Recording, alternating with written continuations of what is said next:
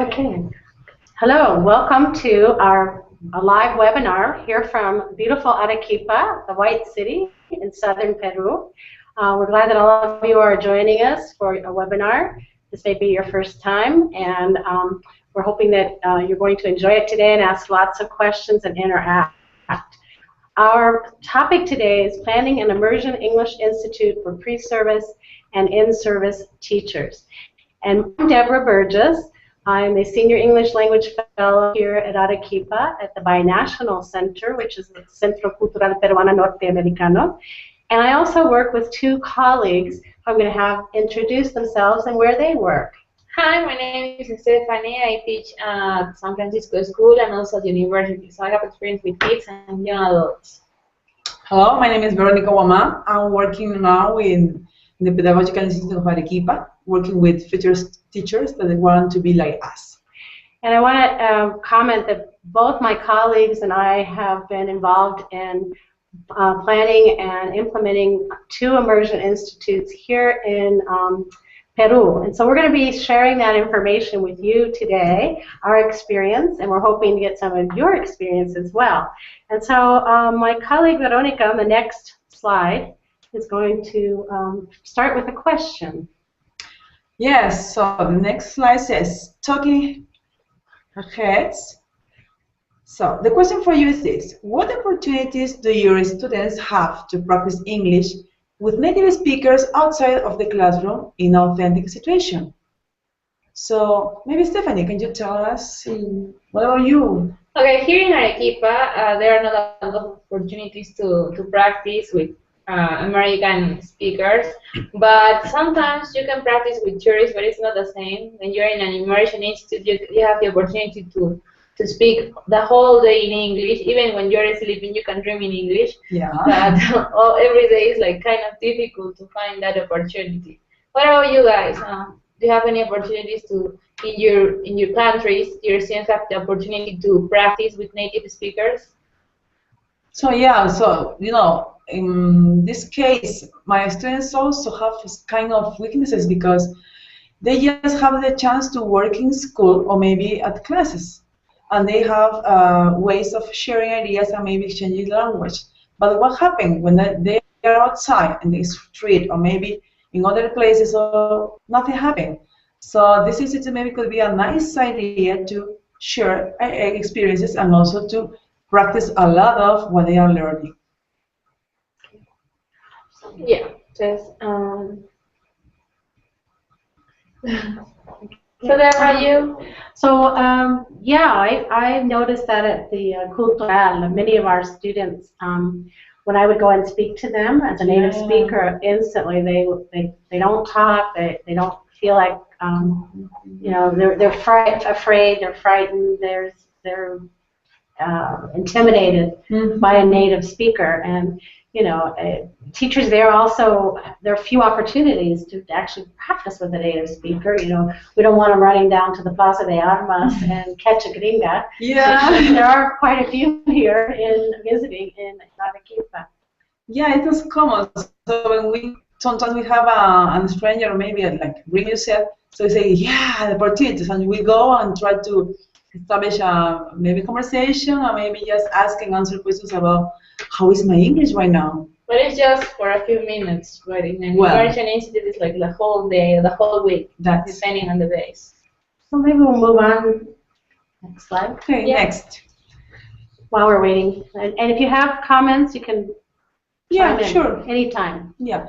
So for working, obviously, our Immersion Institute, we have goals to follow. The first is we follow this: learn to design and implement a 3 or 5 day ELT-based Immersion Institute for pre-service and in-service teachers.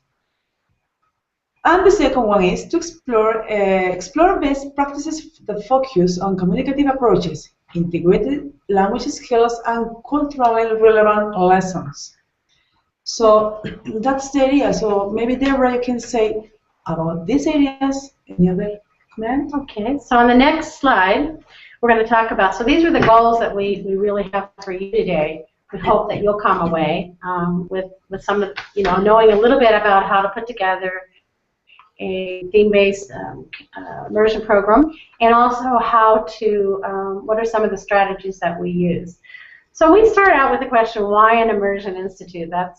Why did we come up with this idea? Well, we've already mentioned that in our conversation that there are few opportunities for our students really here. Yeah. I know at the Cultural we only have 2 native speakers, and I think it's even less at UNSA, Pedagogico, and some of the private school and public schools. So teachers and students don't have that opportunity to often interact in the target language and gain communicative and social confidence. So more than anything, one of the things we really want for our students is that they have the confidence to be able to produce language. Not that it's actually perfect all the time, but they have that competence. And as we mentioned earlier, there's little exposure to the target language. So in my first few months here, when I was observing in Cultural, and I was observing in Pedagogico, and I was talking to teachers in UNSA, and talking to students, that came up. And so we had an inspiration, as you can see on the next slide, between basically 2 of my colleagues. On the next, we came up with this genius. You know, Thomas Alva Edison said, well, genius is 1% inspiration and 99% perspiration. And so my 2 colleagues that are not here but were very, very instrumental in implementing and bringing this whole process together. Evelyn Guillen at Universidad Nacional San Agustin here in Arequipa, who runs academic programs in the English department there, and Elia Morales at Pedagogico, who is one of our key contacts.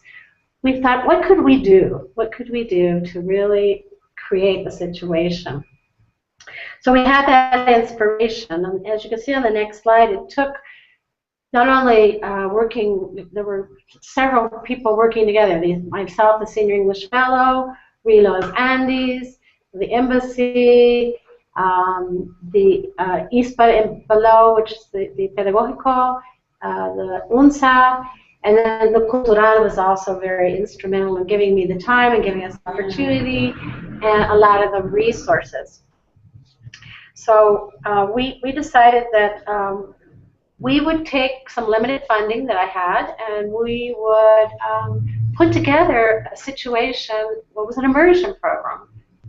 And so that's where the process began. We began and we wrote, we began by, of course, you have to write a proposal to everyone.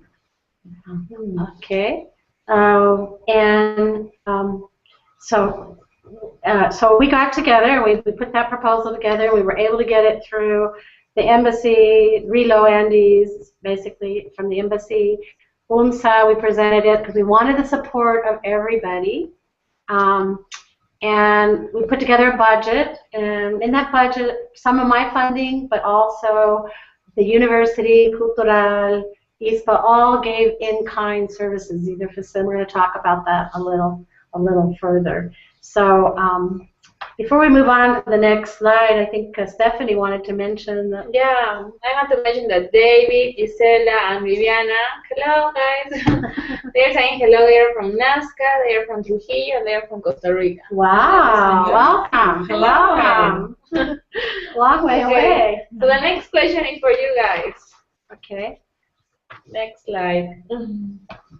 Okay. So the question is, what kind of issues? Go ahead. Yeah, continue. What kind of issues or obstacles might you need to consider in your planning? When you're planning this kind of Immersion Institute, what kind of obstacles might you need to consider? For example, Veronica, in our experience, what kind of issues did we have in this process? Well, you know, planning is hard for us because we need to take care of the context we have, the students we have also, and what instruments and also materials we are able to use. So planning is important because students are going to be the goal for all of this. So that's important when we are working a lesson, an activity, or any kind of just lesson plan for the purpose of themselves, not just maybe us. Another issue could be also the time. Okay, the time that the Immersion Institute is going to be, right? For example, we had a 3-day Immersion Institute and a 5-day immersion, so it's kind of different kind of answer that we have from the students. Okay, so next slide.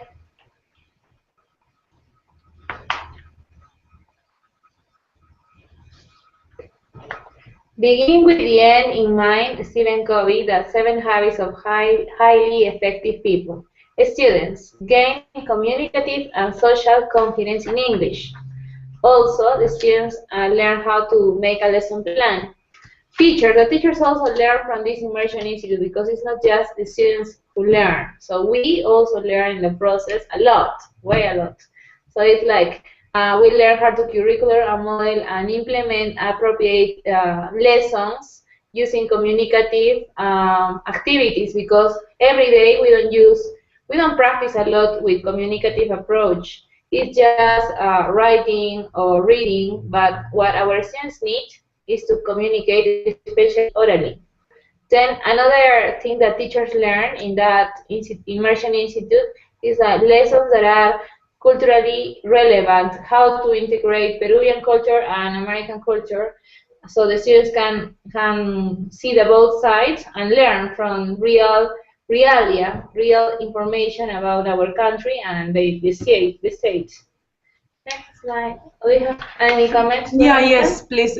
Until that, we want to also maybe comment. We have an idea that Frank sent us, and he is a student, and he says that it may be difficult for students to practice English because they are not authentic English practice around us. He says also that maybe internet can help us, but maybe working in other groups could be nice.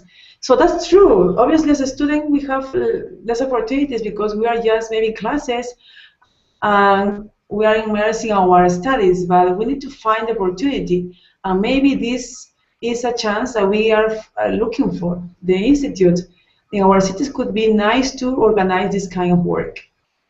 Maybe, Debra? Yeah, one of our students in this institute, because the name of the camp was Camp Joy, and the idea came from all of this stuff. And one of our students says, Carlos Choquehuanca, from Arequipa, says, in my opinion, we as English teachers have to focus not only on teaching English, but also how this language could be applied and how it is going to change their lives. You know, the word teacher globalizes a lot of words. So in this case, not just teaching English in that immersion camp, we teach a lot of things. We taught different kind of stuff. So what do you think about Carlos Choquehuanca's opinion, Veronica? Yeah, that's real. So teaching English is not just maybe a moment that we need to follow our lesson planning, but also it's something that we need to be involved in. I mean, working with the students, it's alive, so it's working with a group of people, and that's the idea that it changed our way of living. So day by day we are improving, and that's why maybe Carlos mentioned, as students and also as teachers, we're improving because these opportunities help us to go more than we are in this moment. Next slide. Okay, I want to go back a few slides if I can, and back to maybe 4 slides back to perspiration, because we talked about inspiration. Yeah. And a lot of it was perspiration, I have to say. This group was very involved from the beginning. And as I mentioned, we did a proposal and a presentation, but the planning process is probably the most crucial part that they've been talking about. Yeah, and we're going to talk a little more about that. So we did a lot of planning. We actually did the first institute in the first week in February with about 65 students. So we had to do a lot of planning. The staff came together that were handpicked. There were 14 of us on staff. We had to pick a location, which was very important. We'll talk a little more about that.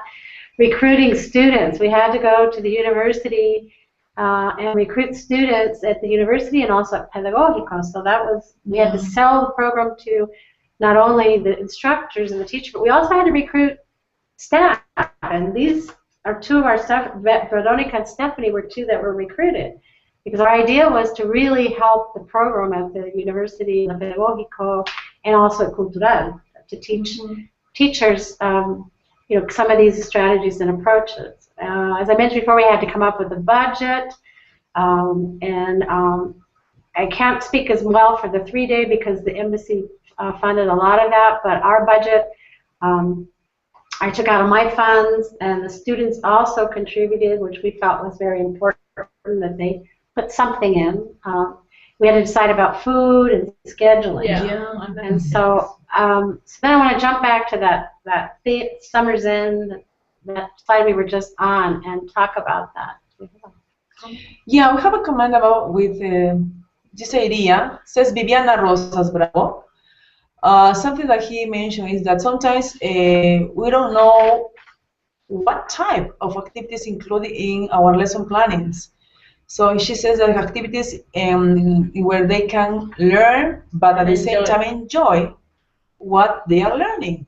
So this is a good idea and commentary. But for example, in our institute, we were, as Stefany says before, we were exchanging ideas about culture. So we exchange ideas that we manage here in Peru, and also that ones that come from that language that we are learning that from America. So this is maybe one idea we can share and we can notice. Maybe Stefany? Maybe we also can include activities that we need to talk, and also when we use our hands. And when they use hands on, they have a lot of fun because it's better. They relax and they learn. So activities with crafts, for example, are good for this. And Debra, please. Okay, so we came together as a staff. We finally got the staff together. It was a very, very wonderful group of people because we had native speakers and non-native speakers. We recruited from, we had the help from the Access Camp, our good colleague and other ELF buddy up in Tarapoto, Ryan Brooks. We also had an Access teacher come from Robert from Lima, who had participated in Access camps for students. Our focus is a little different. You may have been participated in the Access camps. Even though we chose a camp-like theme, our focus was really geared towards more of teaching and lesson design for future teachers and current teachers. So while we used the camp theme, we really had a little different focus. But anyway, our group came together. We had instructors from UNSA, instructors from Pedagogico, instructors from Cultural. We had Access students that came, alumni that actually came and worked with us.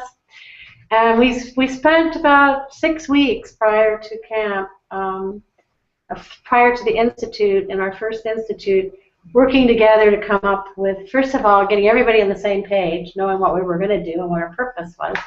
We also had, UNSA instructors, I mentioned that. And then we decided we needed a theme, a unifying theme.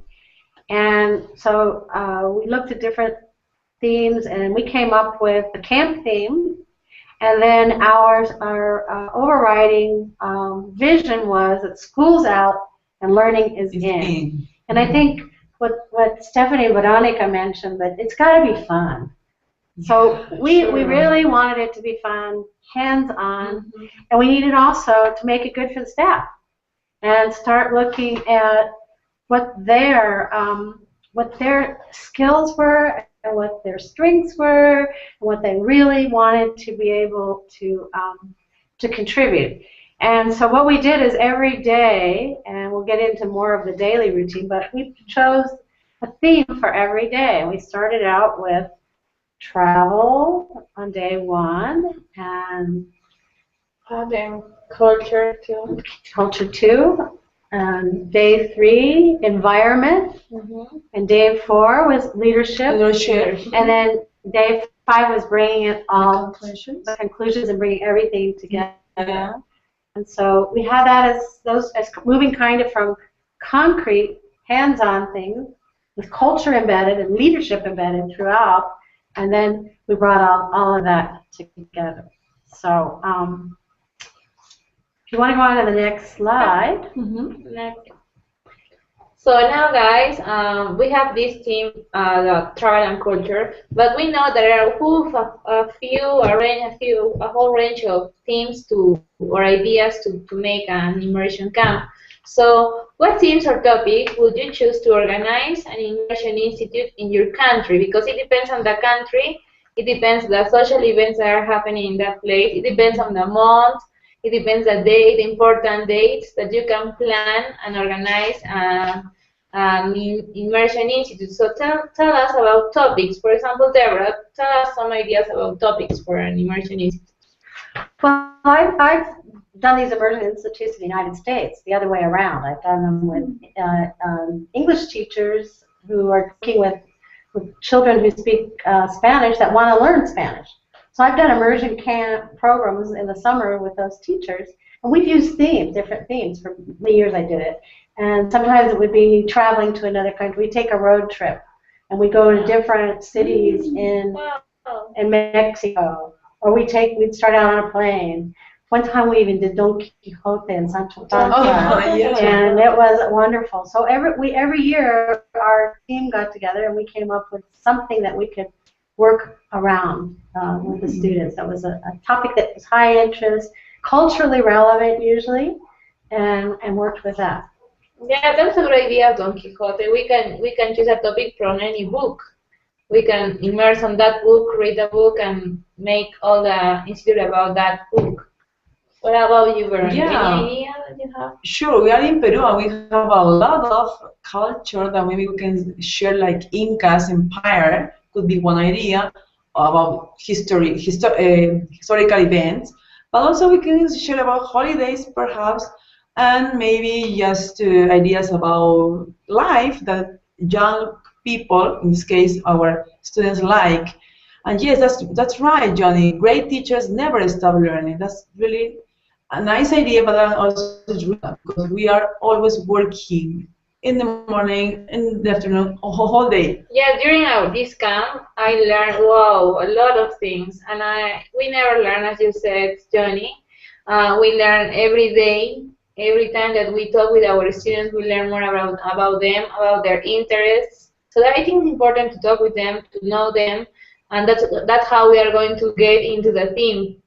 Because if we know the students, we are going to know what they want, and if we know what they want, they are going to have fun because we are doing what they enjoy.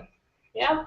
And in our first group, it was a little different group than our second group. Our first group was a very mixed group, mixed ability levels of English, because we had from second year to fifth year pre-service students, and then we had new teachers from Cultural. Yeah, sure. In our 3-day institute, we were able to handpick more and have 4 to 5 fourth and fifth year students.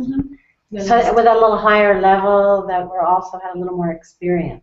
Yeah, but we have a variety of students of different levels, and they learn from each other. Absolutely. They share a lot of ideas. For example, one of our students was Tanya, and she said, "My experience at Camp Joy was so fantastic because I learned many topics and different dynamics that each teacher showed, because each teacher has different style.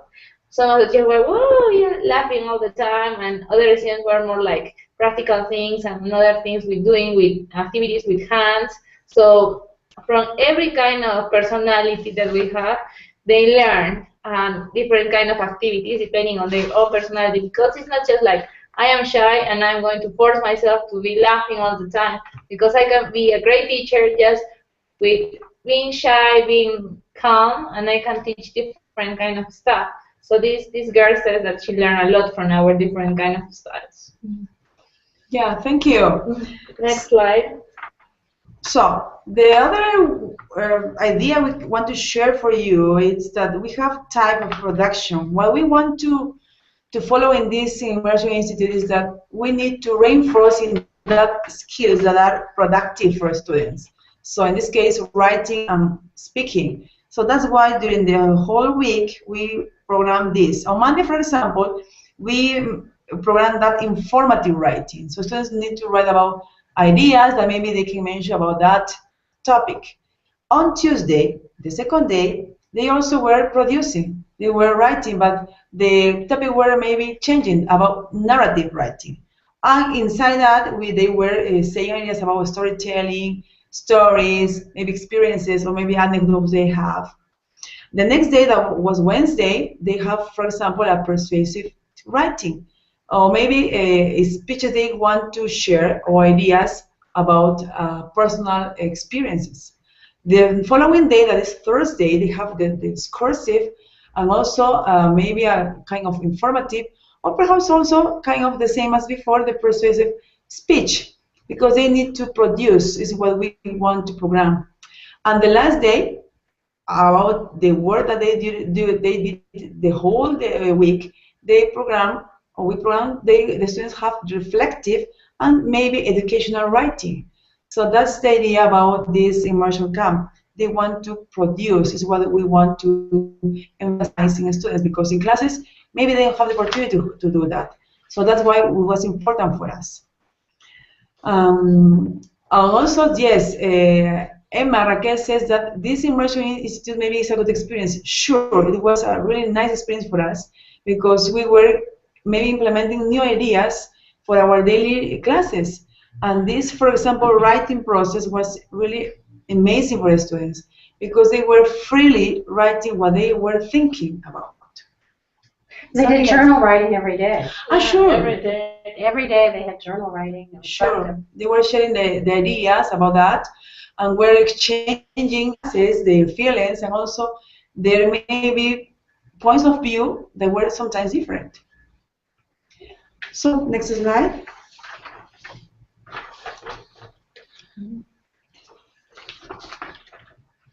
Well, we have there the daily schedule and the topics that we have programmed. And the first was, in this case, the travel work. So we want to show with this daily schedule what a day looks like. So you know that we have 5 classes, and we have there programming several activities and several topics.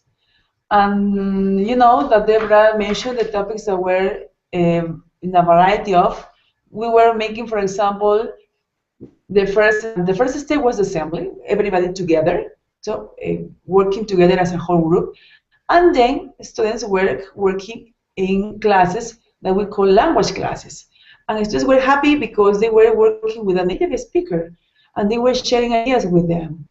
Another example of working like topics were vacation, were seasons, and clothing, because we wanted to choose that topics that maybe the students like and they were enjoying that. And they were also working with making handicrafts and also clothing by themselves, working with stuff or maybe materials they were not using before, and with that idea they were working. About this, so maybe we have another idea. So they had actually there were 3 activity classes, no? Yeah. And as Veronica mentioned, and they switched around, so they were able to go to the different activity classes, so they didn't miss any of those. And the staff just chose those activities based on their strengths and their personal interests and the activities, and planned together. Every class had 2 people in it as well. Classes were small. They were the language classes were no larger than 15. And then the activity classes, we combined them. And we recombined them so that they could meet other people. So they interacted. They weren't always with the same group of people every day. So the activity classes. Yeah, it could be also, for example, Gisela is mentioned that we can use Paco Yunque as a topic, because you can talk about bullying in that activity. So you could choose that one of the classes would be about literature and include Paco Yunque there. Excellent, Gisela. Nice. I don't know what that is. It's a book. Oh, Yeah. okay, Steph, thanks. I'm learning something. And so then after they did their activity class, oh, they had lunch in between, didn't they? How did that work? Yeah, lunch were an amazing moment because Yeah, they were exchanging not just in groups, but the whole population that they were in that camp.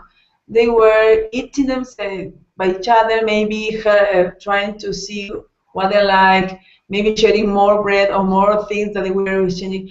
And the last day we had a kind of lunch, and the students prepared their own lunch by themselves. And they were happy because they were just friends, and maybe more than that, they were brothers and sisters because they loved that. But what did they make on that last day?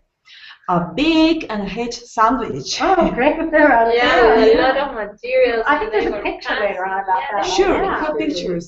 So then after lunch, they had their last activity class, and then they went back to doing a debriefing and lesson plan.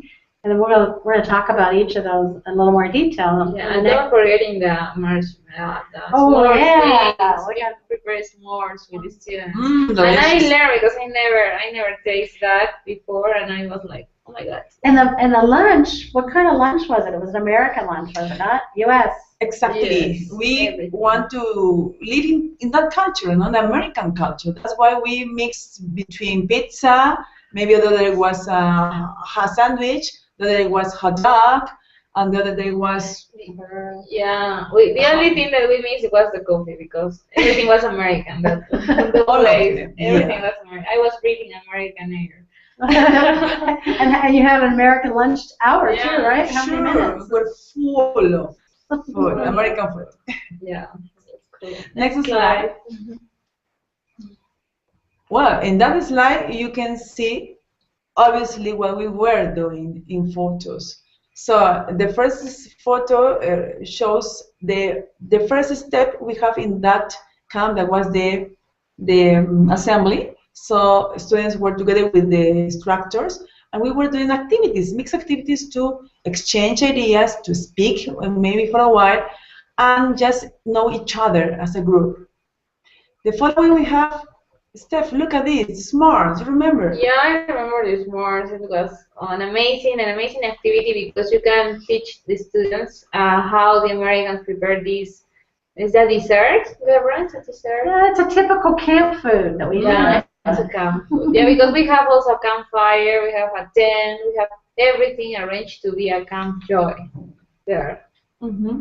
And in that assembly, you see the other picture, all the people were together to try to be as a family, as we were maybe playing that music. We are family, so that's the idea, to start as a family, working together, helping each other, and then each group or individual groups were working in the special topics we were organized for them.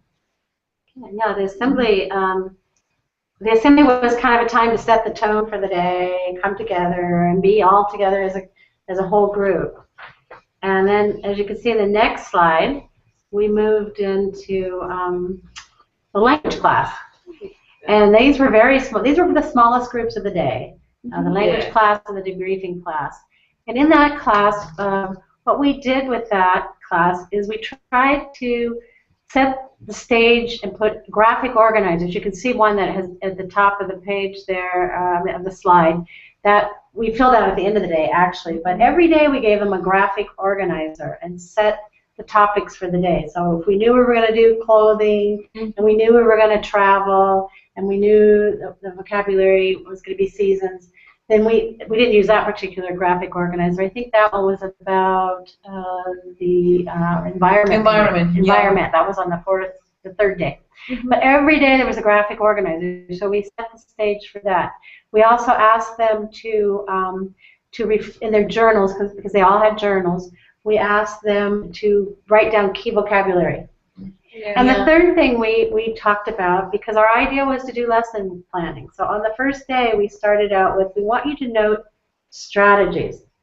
And so in the assembly, they'd already had some strategies. In the language class, we did more getting to know you strategies and teamwork. You can go back to the language class. So we would we would have them set the stage for the activity classes that were to come. So the language class, that's how we would do. We had the 3 items. We had get the key vocabulary, do a graphic organizer, pick out the strategies as well in the class, and we'd also get to set up for the reflection in the afternoon and the lesson planning. Yeah, in a sense, we're happy because the whole day, or only one day, they were just having more than 5 strategies to work on. So they were so happy to have this kind of work. So in the next slide, it's about the activity classes. And as our friend Rolando is saying here, non-traditional environments help the learning. So in these kind of activities, it was not just working on the classes. There was a photo hunting, and they have to go outside the classroom with their mobiles, and students love using mobiles, and taking photographs of the whole nature. In this case, it was about garbage and all those stuff. And they, being in different places, it's better for them to learn. In this case, on the pictures you can see, there is a girl who is modeling kind of cloth. She signed this in the cloth activity that I was in charge of. And they had to prepare different kind of clothes. Depending, in this case, depending on the event, it could be, how to say, Thanksgiving Day, they have to prepare a special kind of cloth design, and they have to write a description like if they were in the red carpet, and they start modeling, and they were also producing writing skills, and they also producing orally. So it's perfect them to practice in this case. Another of the activities was also the 3R projects that they have to recycle. And you know, we were all of us saving carton, paper, plastic. Our houses were full of recycling things, and our parents were like, "What are you doing with this stuff?" But it was worth it because the students use all these materials, and they create not just materials of recycling stuff. They create materials to teach, because they could create, for example, a doll, and they can use this doll to teach body parts, for example, to the kids. And these activities are excellent for kids because they love doing painting, cutting, and talking about animals, and they can create this stuff. Next slide, please. Also, we can, in other of the activity classes, we had, do you remember what else we have in the activity classes? Yeah, we work with the students outside, so outdoors, not just in classes, because you know, the environment also helps the students. So photo hunt was the other. So they were outside the class taking photos with their mobile phones. So according to the topic we selected, in that case were nature and environment. So they were taking photos about birds, maybe plants, trees, etc. And they were also increasing their vocabulary because many words were unknown for them. They're new. So they were searching, so what is that? And they were also reinforcing vocabulary and also working together as a group. Yeah, you can see that kind of pictures on the next slide, because in the next slide we have then the pictures of the photo hunt. There you can see the students taking photographs with their mobiles, and they can use a simple stuff like a mobile that everybody has one, to learn a new word, to learn something new. And also they did some poster sessions, they did some commercials, they also did global warming activities. And then after their activities class, on the next slide, they would do their debriefing every day. And the debriefing activities, they actually went through and filled out their graphic organizers, they debriefed the day, they took apart the activities that they learned. They listed those. They began on the second day with actual lesson planning. And the way we did that is we presented the lesson plan in the morning, the format. We gave them 3 different formats. And on the lesson, they were able to take that lesson plan, and in that lesson plan, they filled out what they had seen. What they had seen going on in the day. And then we would debrief that as a group. We looked at what the objective, what the learning activities were, what the evaluation was, and so how the reflection went. And then they had homework every night to reflect. Yeah, full of work. It was full of work. Full of work. They were learning all the time. So if you go on to the next slide, you can see that how all of that fit into, if you go back to the themes, our theme schools out, learning is in, we've taken you through kind of a basic day, and then every day was like that, but a little different with different topics. We don't have time to go through all of them now, because on the next slide you can see we had some challenges. Yeah, not everything was kind of easy. Veronica and Stefany will tell you. All this stuff has pros and cons. I mean, obstacles that we have, and then we can, for the next time that you plan something, you take in consideration. Okay, for example, one of the problems were the location. We were at university, but also at that time there were another students who were having classes, and they were making a lot of noise. We couldn't do anything about that, but it was like kind of bad for this program in that space, yeah, because it was not a big problem. Another was staffing. Yeah, so this point was also a challenge because we were together working before. You know, we had 6 sessions before together as a group, and we were trying to organize what are the needs, what are the material that we're going to use, what are the things we're going to use in each classes. So it was also a great challenge for us to try to work on. The next is food.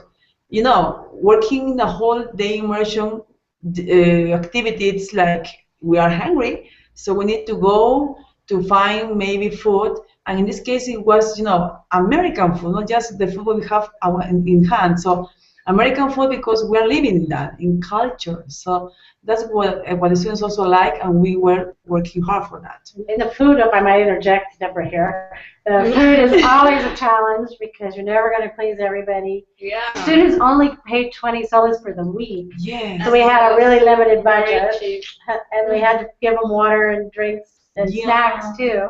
A lot of things. So it was really kind of a challenge, and then just getting people to do it here, to find people who could make authentic food. So, authentic, yeah. Yeah. Pizza was really easy. Yeah. It was easy. Also the dates, because on summer, for example, some of the students or these kind of students who wanted to be teachers, they were working, and they have to work till a time, and they have to go to our Immersion Institute. They have to run from one place to another, and they lose a lot of important classes there.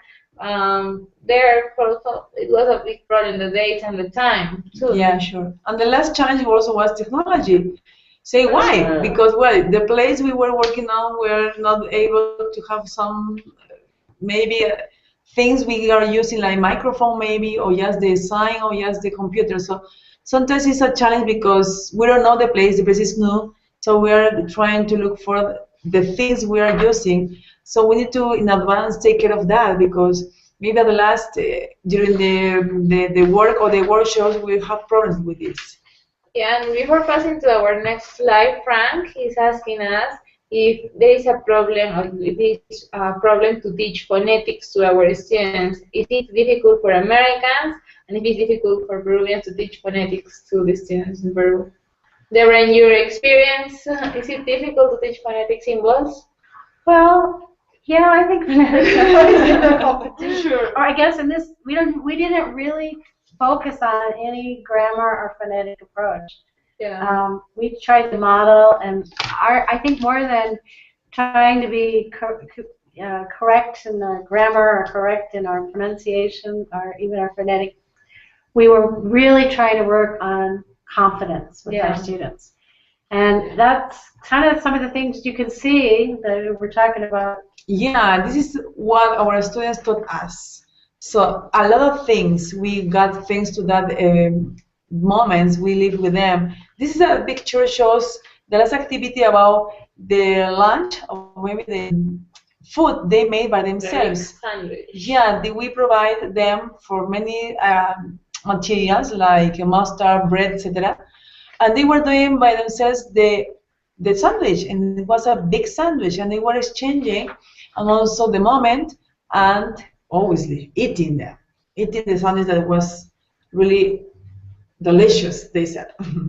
Yeah, but by this time they were also connected. Yeah, they were friends there because at the beginning they were kind of shy, but in this time, as you see, all of them look like they know from years, and they were from different places. Mm-hmm. Yeah, do you remember that? Yeah, they really bonded after we. Yeah. Okay, So so some of the things they taught us on the next slide you can read. yeah, one of our students on the next slide mentioned, for example, Dayan said, from the first day I felt really happy. Everyone here was kind. All these people made me feel more comfortable with my English. That was we were mentioning about not correcting, saying, no, you don't pronounce like that, or don't do that, because they were trying to talk and let them speak, even if they made mistakes, because they need to be confident talking with native speakers like Debra and Ryan, who was there, and with Peruvian ones. She also says that now she can say that she feels prepared to be a proud English teacher. Mm-hmm. So on the next slide, also we have another idea that our student says that he's in. This is from the last event we had, and Lima. He says this experience was like being over the moon. It was meaningful. Teachers, co-facilitators, in one way, they are awesome. So this kind of opportunities make us grow as teachers, as humans, and also as a country. So it's a nice and a really important comment because we were sharing those because we love our career. And we love also working with the future teachers that we have. Yeah, we're trying to teach them kind of strategies, but we are not geniuses because we are always learning, and they also taught us a lot of new ideas. So, I came back with a lot of ideas from my students. How about you, Debra? Okay, so on the next slide we put down, we went to from a 5-day to a 3-day. We want to just talk briefly about it. We are going to upload a YouTube with some of our students performing, but we didn't get that in there this time. But we did a 3-day residential program in Lima in May. And that was a totally different experience. We used a lot of the same ideas. We had less students. They stayed in a convent there, so we had a kind of a captive audience. And the students were handpicked from pre-service institutions all over the country. So they came from everywhere, which made for really a wonderful cultural experience because we were able to really look at our own culture, Good environment. the Peruvian and the U.S. and how many different changes there were within differences there are right here in our own Peruvian culture. So even if they feel the first day homesick, they forgot about their places because they had a lot of fun. And even when they were having lunch, they were speaking in English the whole time, and it was awesome because we weren't there to modulate, to monitor them, and they were speaking in English, and it was wow. And they had a longer day, and then they were together at night, and Veronica and Stefany were, along with another Evan from up north, were there with them at night. So they actually were able to use their English, which they did all the time at night. But we did a little different twist. We picked the best activities that we could think of from the other 5 days. But we also wanted to add another component, and we actually did more writing. And we also added a speech class, which turned out to be excellent. I've done it with high school students before. And so we actually had them, every student had to present themselves in front of the whole group. And we saw a lot of growth, But they had a class on how to do that, and we actually filmed them, and it was just amazing to see the transformation. Particularly one young lady who, in the speech class, because I had them do prepared and then spontaneous speaking, and she pulled out the topic, "My greatest fear is speaking in front of a group," and it was her greatest fear. And there was such a nurturing environment from the whole group. I mean, everyone cried. It was just tears, a lot of laughter and a lot of tears in that group.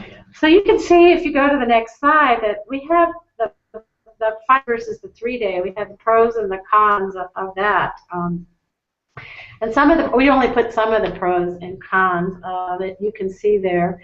You can see that the students had more time to, on a 5-day, they had a little more time to organize the different types of lesson plans and different activities. They had more time to process in between because they went home at night and they were able to warm that. We had also more topics and information to share, and as I mentioned, more processing time were some of the pros on the 5-day. Some of the cons, which we didn't put up on the 5-day, were that they did go home. They, as you mentioned earlier, they had distractions. They had schedules. They weren't always there on time. No. It wasn't as intense a situation. They went home and spoke English, Spanish. They didn't have the practice with each other. They didn't have instructors there at night. So that was one of the cons that they had, and also the location was a bit. Because we were spread out everywhere. We weren't as confined. So far. I mean, we didn't have breakfast, lunch, and dinner together. That was another con that we had there, and technology was mentioned. One of the pros of the 3-day institute was that the level of the languages I mentioned was very high. The residential setting and more time to collaborate at night, and there was such a rich intercultural exchange. Very rich. I mean, people were amazed that came from the northern part of Peru and the southern part. Some people had never been to Lima, so it was a whole different experience. They never traveled by plane. They were so happy because it's my first time, like a group like this, and also traveling by plane. So we're awesome. It was like we're all and they were all on the same playing field.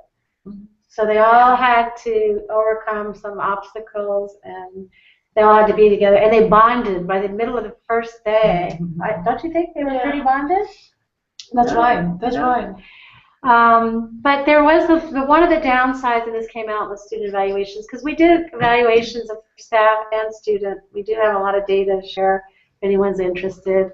Was that there was less time for lesson planning and themes. And that the lesson planning, I think, is such a crucial part.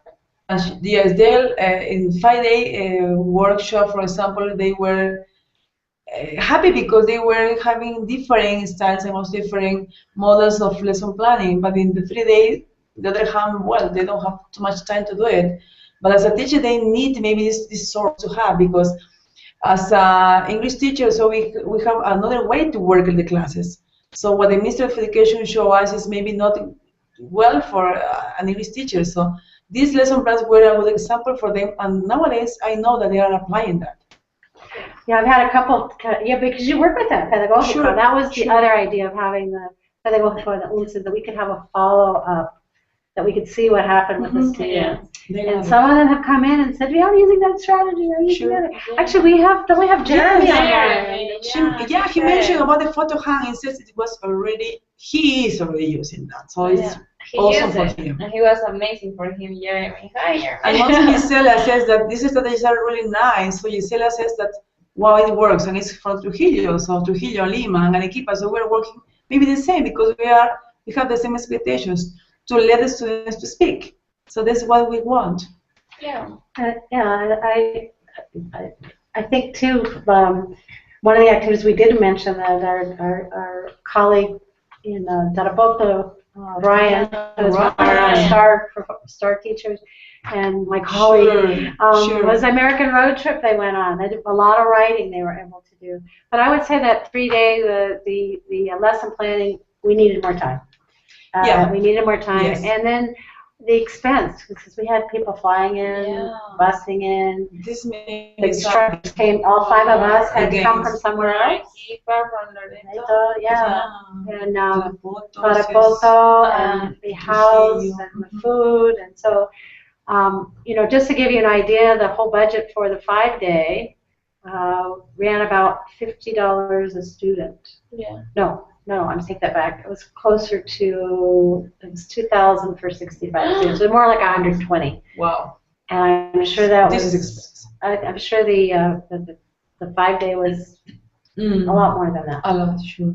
But it was a very rich experience. Yeah. Absolutely. Yeah, Patricia so says that he's really glad to join because he says this presentation helped them. Sure.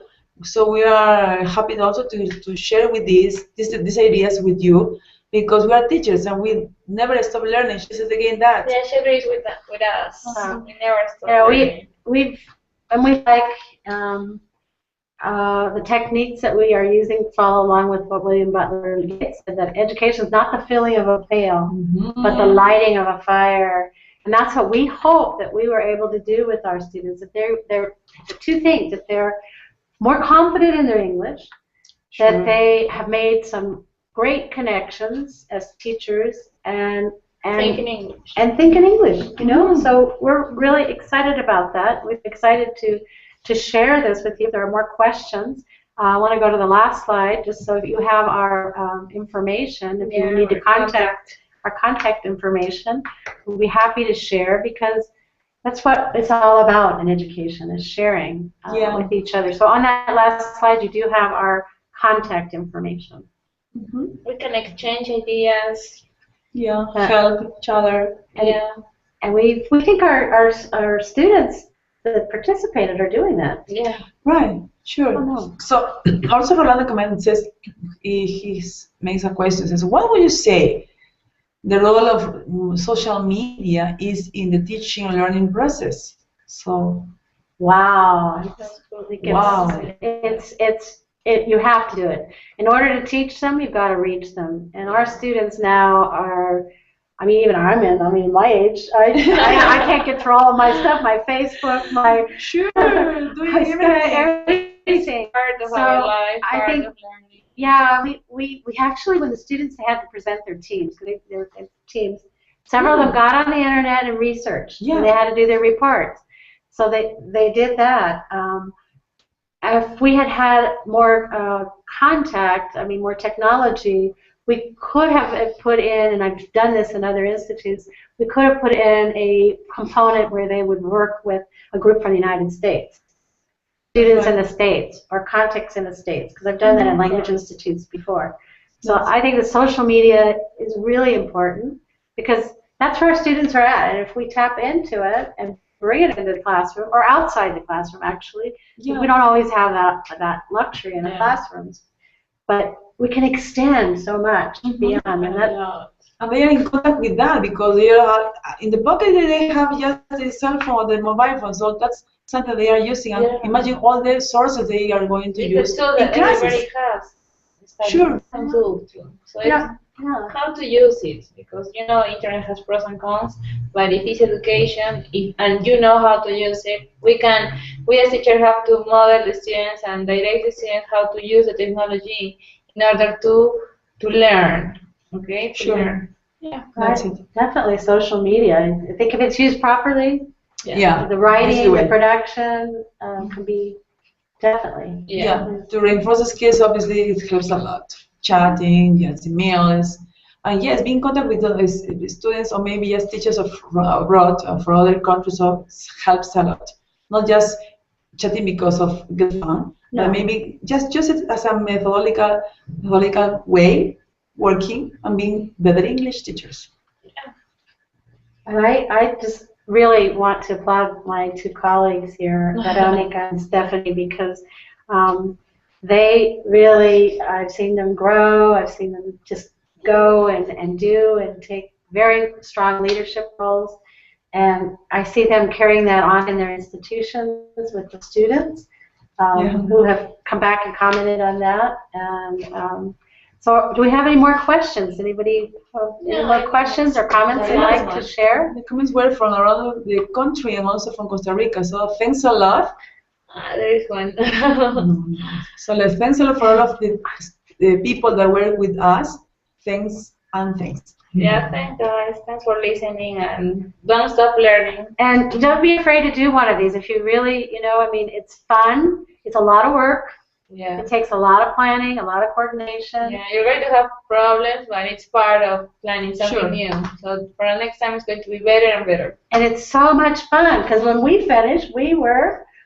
We are family. Yeah. This is the one him. So thank you. Thank you for the review. Thank you.